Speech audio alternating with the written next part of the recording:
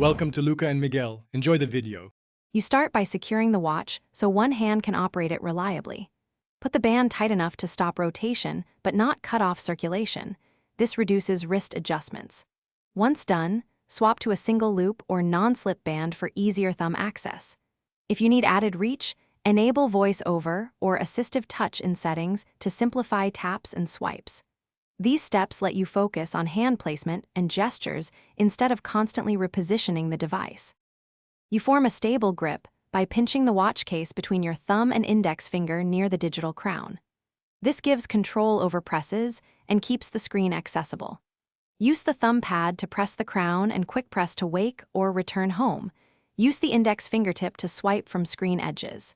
Make short, deliberate taps instead of long presses, because those are easier with one hand and reduce accidental drags. Practice a few times to build muscle memory for consistent control. You finish interactions by combining quick gestures with voice commands. Say Siri to open apps or run shortcuts when touch is awkward. If the screen feels unresponsive, restart the watch, and if needed, unpair and repair to refresh touch calibration. Make sure to adjust touch sensitivity and reachability under Settings Accessibility, touch to suit your grip. One key troubleshooting tip.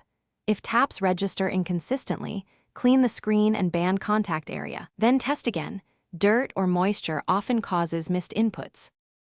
Thanks for watching and please subscribe. It's the best investment you'll ever make.